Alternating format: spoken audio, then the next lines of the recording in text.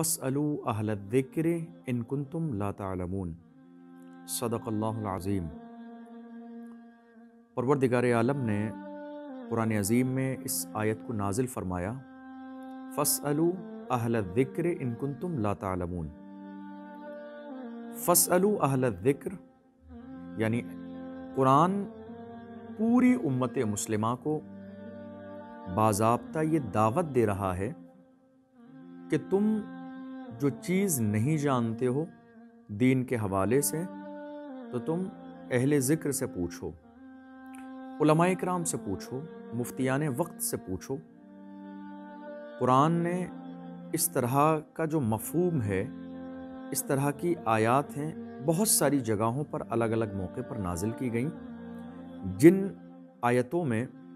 پوری امت مسلمہ کو سیکھنے کی دعوت دی گئی،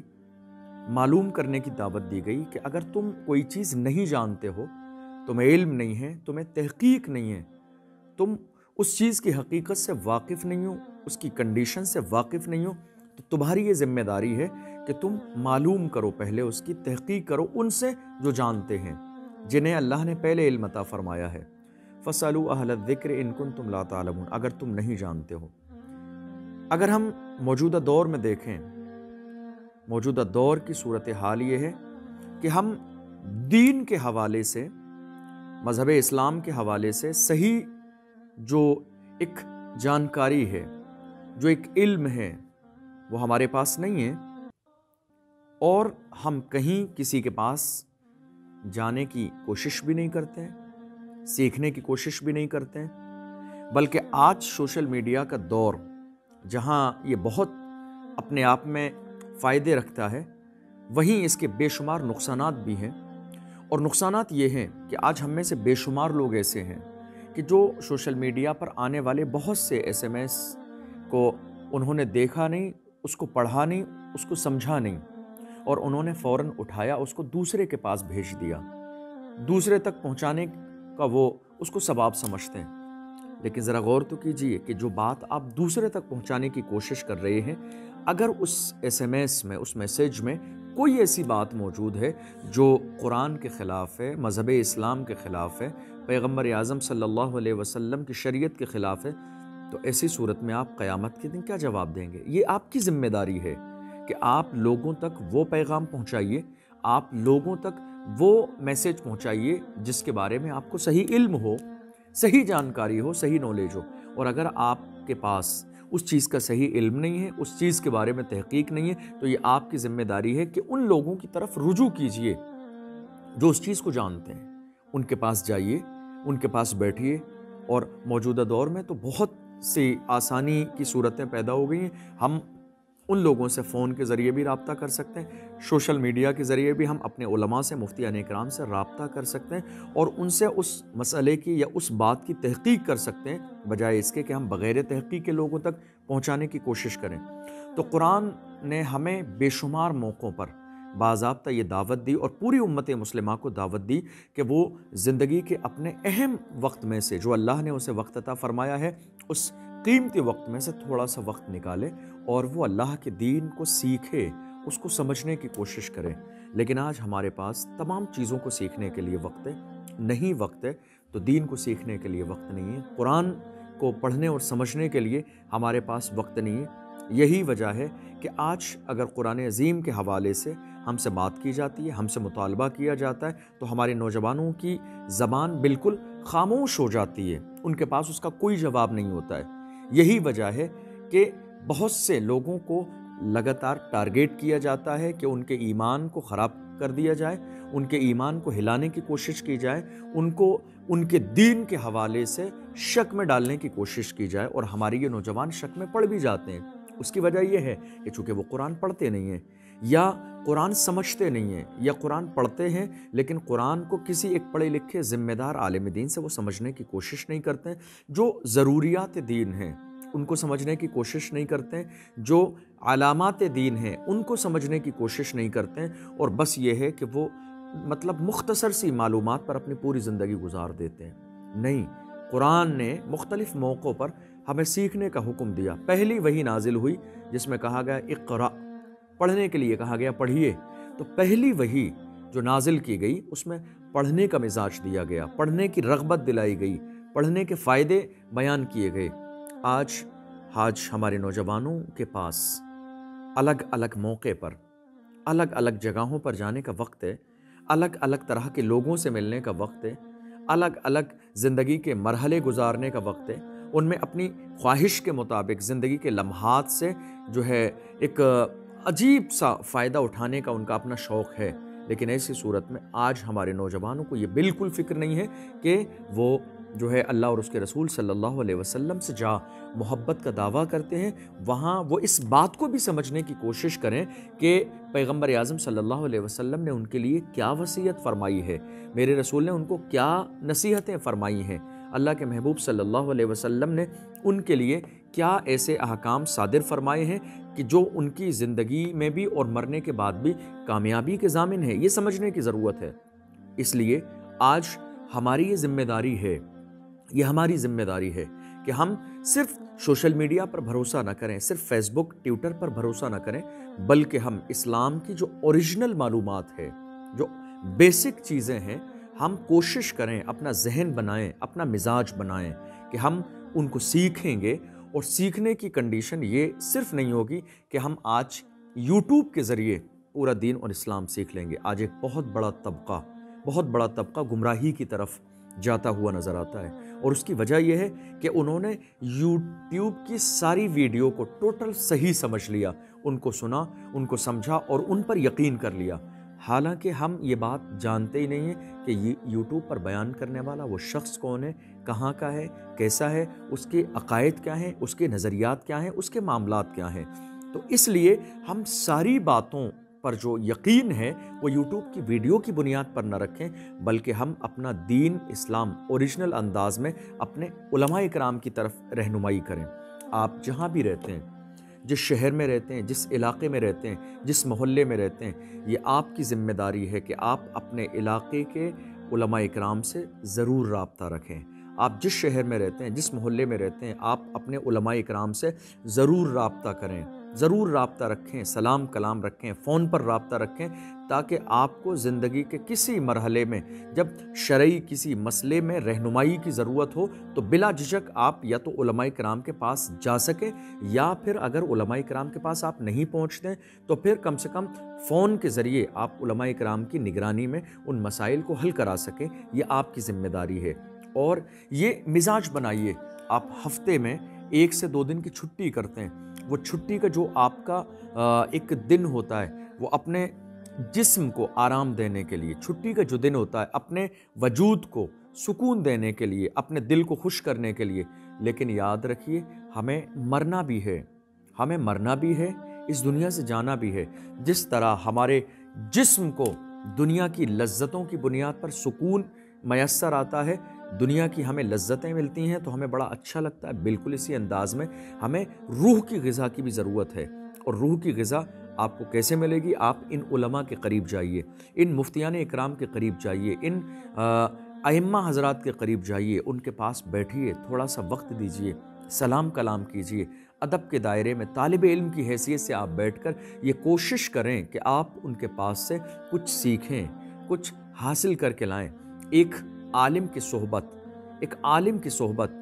عالم دین کے پاس بیٹھنا تھوڑی دیر اتنا عظیم ہے کہ ایک عالم کی جو صحبت ہے، ان کا قرب ہے، ان کی بارگاہ ہے، وہ عطر کی دکان کی طرح ہے کہ اگر آپ عطر کی دکان پر چلے جائیں، وہاں سے کوئی چیز نہیں بھی خریدیں، لیکن پھر بھی آپ خوشبو سے محروم نہیں رہتے۔ بالکل یہی مثال امت مسلمہ کے علماء اکرام کی ہے کہ آپ علماء کے قریب جائیے، وہاں بیٹھیے، جتنی دیر بیٹھیں گے آپ برائی سے بچیں گے، آپ غیبت سے بچیں گے، آپ حسد سے بچیں گے، گناہ کرنے سے بچیں گے، اور جتنی دیر بیٹھیں گے کوئی نہ کوئی ایک اچھی بات آپ سیکھیں گے، سنیں گے، سمجھیں گے، تو یہ آپ کے لیے فائدہ ہوگا۔ اس لیے آپ اپنی زندگی میں جہاں آپ کا جو روٹین سیٹ ہے، روزانہ آپ کو صبح اٹھنا ہے، آپ کو ناشتہ کرنا ہے، آفس جانا ہے، آپ کو کام پر جانا ہے، شام کو واپس آنا ہے، کھانا کھانا ہے، دوستوں سے ملنا ہے، اس پورے روٹین کے اندر اگر آپ کے لیے روزانہ ممکن نہ ہو،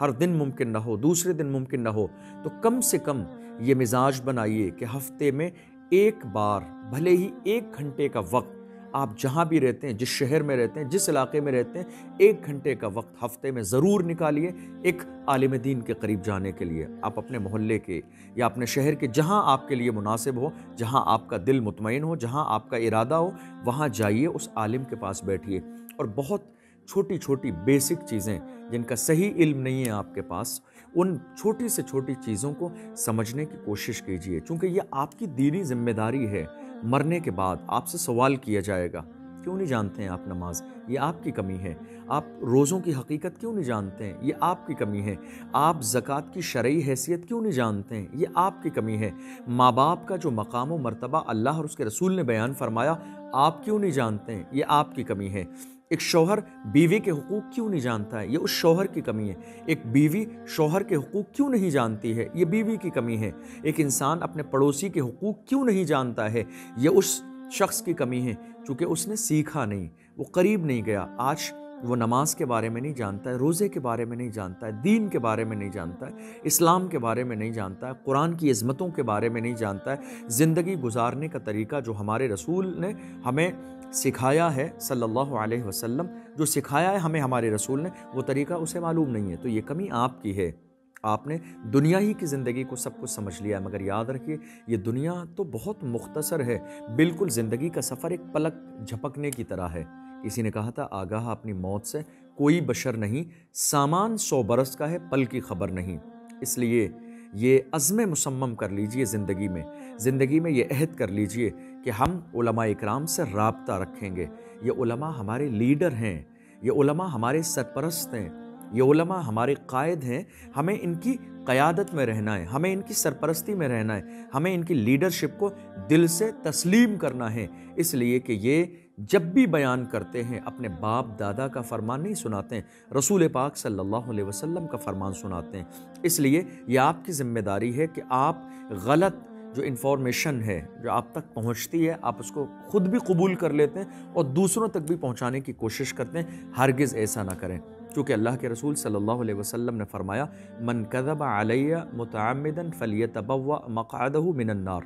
کہ جس شخص نے میری طرف جھوٹ باندھا، یعنی کوئی ایسی چیز میری طرف نسبت کر دی کہ یہ رسول کا فرمان ہے اور حقیقت میں وہ میرا فرمان نہیں ہے، تو اس شخص کا ٹھکانہ جہنم ہے۔ اللہ اکبر! آپ اندازہ لگائیے، آج تو ہم چھوٹے چھوٹے SMS میسیج کہ حضور نے فرمایا حدیث میں ہے، ہمیں ان حدیثوں کی تحقیق نہیں ہے، محض ہم نے سوشل میڈیا سے وہ میسیج اٹھایا اور باضابطہ اس کو آگے بڑھا دیا کہ حدیث میں ہے، حالانکہ ہم یہ سمجھ ہی نہیں رہے کہ یہ حدیث میں ہے بھی یا نہیں ہے۔ تو یہ آپ کی ذمہ داری ہے، یہ آپ کی ذمہ داری ہے کہ جہاں اپنے اپنے روٹین میں ایک ہفتے میں دوستوں سے ملنا، پڑوسیوں سے ملنا، تعلقات کے بندوں سے ملنا،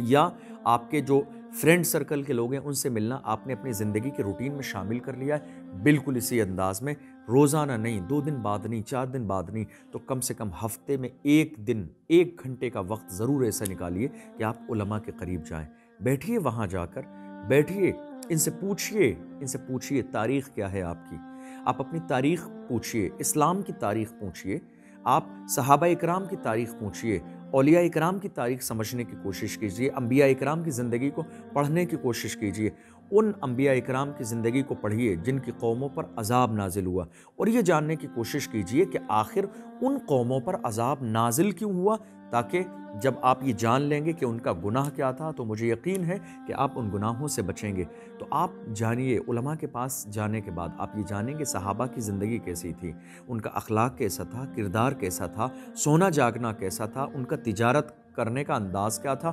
پڑوسیوں کے ساتھ حقوق کا معاملہ کیا تھا، بیٹیوں کی تربیت کا انداز کیا تھا، بیوی کے ساتھ ان کا رویہ کیا تھا۔ یہ تمام چیزیں آپ سنت نبوی کی روشنی میں سیکھ لیں گے تو یاد رکھیے گا آپ کی زندگی بہت آسان ہو جائے گی۔ آج جو ہماری زندگی میں بے چینی ہے، پریشانی ہے، دکھوں کے پہاڑ ہمارے سروں پر منڈلا رہے ہیں، اس کی وجہ یہ ہے کہ ہم نے صحیح طور پر نہ دین کو سمجھنے کی کوشش کی، نہ علماء کرام کے قریب جانے کی کوشش کی، نہ دین کو سمجھنے کی کوشش کی۔ کاش کہ ہم نے دین کو سمجھا ہوتا، ہم نے علماء کرام کی محبت کو اپنی زندگی میں شامل کر لیا ہوتا، ان علماء کا قرب، ان کا پڑوس، ان کے پاس بیٹھنا اپنی زندگی کا حصہ بنا لیا ہوتا، تو آج ہم یہ نہ ہوتے کہ کوئی ہم سے ایک کلمہ پوچھ لیتا تو ہم پریشان ہوتے، نہیں، بلکہ ہم باضابطہ فخر کے ساتھ کلمے وہ بانگ دہل دنیا کے سامنے سناتے ہوئے نظر آتے۔ اس لیے کوشش کیجئے، اسلام سیکھیے، دین سیکھیے، قرآن سیکھیے، اور جب آپ سیکھ لیں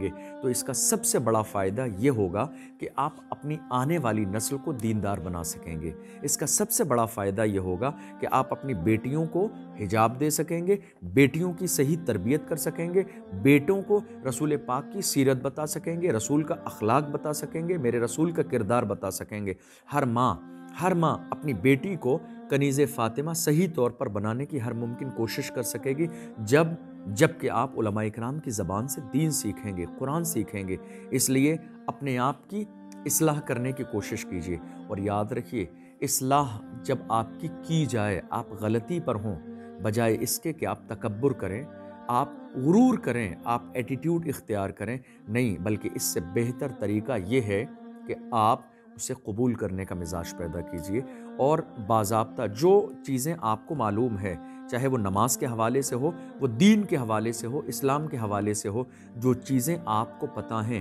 وہ چیزیں آپ کسی علماء مطلب عالم کے پاس یا علماء کرام کے پاس جا کے بیان کیجئے، ان کی تصحیح کرا لیجئے، ان کی اصلاح کرا لیجئے۔ یہ کہیے حضرت ہمیں یہ معلوم ہے، آپ سن لیجئے ایک بار، شاید ممکن ہے کہ ہمیں جو علم ہے، جو ہماری نالج ہے، اس میں ممکن ہے مسٹیک ہو، تو آپ ہماری اصلاح کر دیجئے۔ جب کوئی عالم آپ کی اصلاح کر دے گا تو یہ آپ کے لیے ممکن ہو جائے گا کہ آپ اس اچھی بات کو دوسرے تک پہنچائیں، کیونکہ اللہ کے رسول صلی اللہ علیہ وسلم نے فرمایا اچھی بات کرنا اور لوگوں تک پہنچانا یہ بھی صدقہ ہے۔ تو اس لیے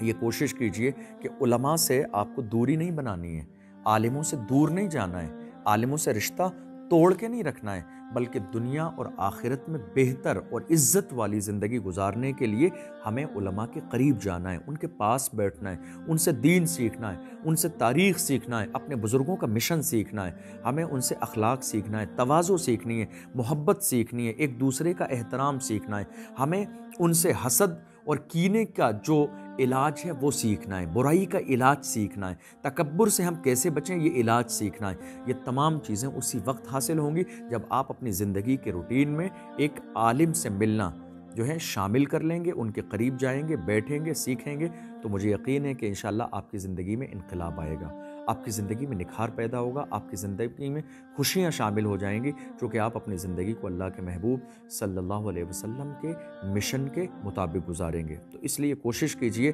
جہاں بھی ہوں آپ، جس علاقے میں، جس شہر میں، وہاں کے علماء سے ضرور رابطہ رکھیے، تاکہ اگر کبھی مشکل کا وقت آپ کے سامنے ہو، شرعی رہنمائی کی آپ کو ضرورت ہو، وہاں تک پہنچ نہ سکیں جسمانی طور پر، تو کم سے کم فون کے ذریعے ان علماء سے رابطہ کر کے صحیح طور پر اپنا جواب حاصل کر سکیں۔